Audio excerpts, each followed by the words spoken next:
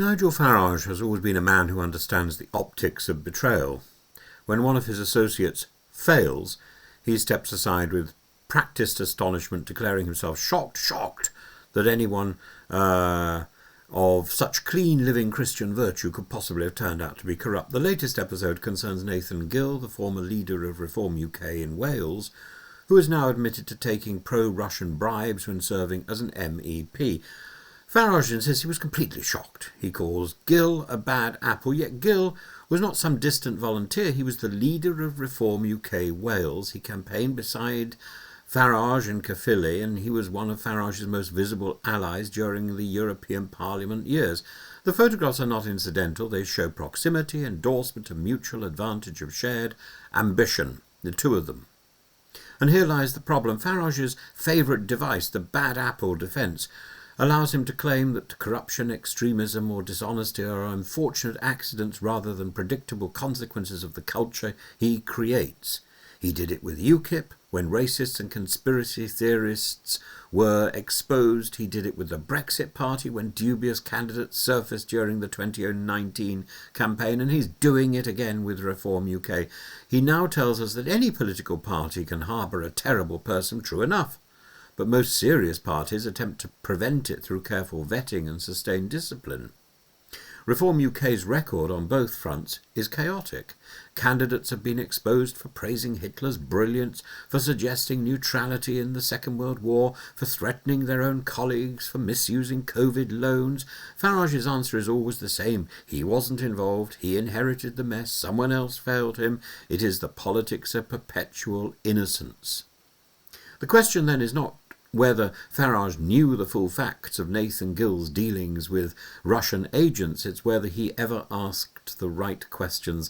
And when he now claims that he warned Gill not to go to Ukraine because it was a country beset by corruption, the irony is suffocating. He recognised danger, yet permitted Gill to rise within his movement anyway. If he always knew the risk, why was Gill indulged, promoted, even paraded as the respectable Welsh face of Reform UK? Farage's response reveals a deeper instinct to preserve the brand at all costs. Each time an associate falls, he isolates the damage as if cutting off a diseased limb, and proclaims the body pure again. But repetition breeds disbelief. There comes a point when so many bad apples suggest that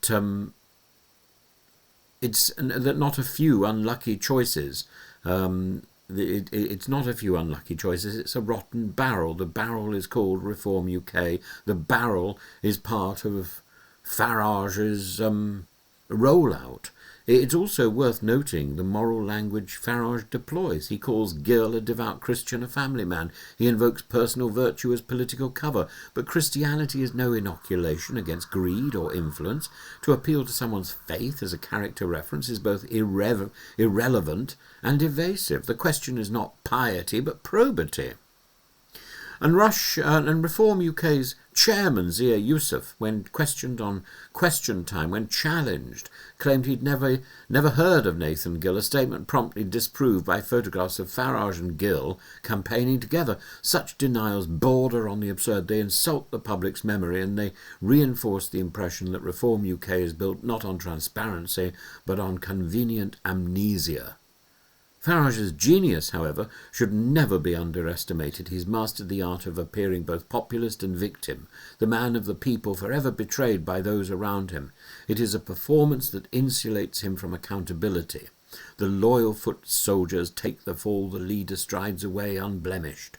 But in political morality, leadership means precisely the opposite. It means accepting responsibility for those you promote, for the culture you create, for the judgment you exercise. The episode of Nathan Gill is not an isolated disgrace.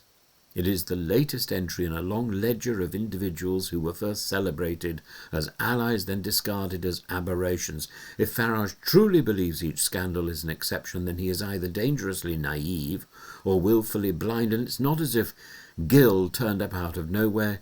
He was an MEP with Farage. Reform UK, Farage says, is growing rapidly and attracting more and more talent. Well, perhaps so. But growth without discipline breeds chaos, and rapid expansion invites infiltration, political, moral and foreign. And the lesson of the Gill affair is not simply about one man's corruption, it's about a movement that refuses to examine its own. So when Farage pleads surprise, we might ask, how many times can one man be shocked before the shock itself becomes an act of theatre?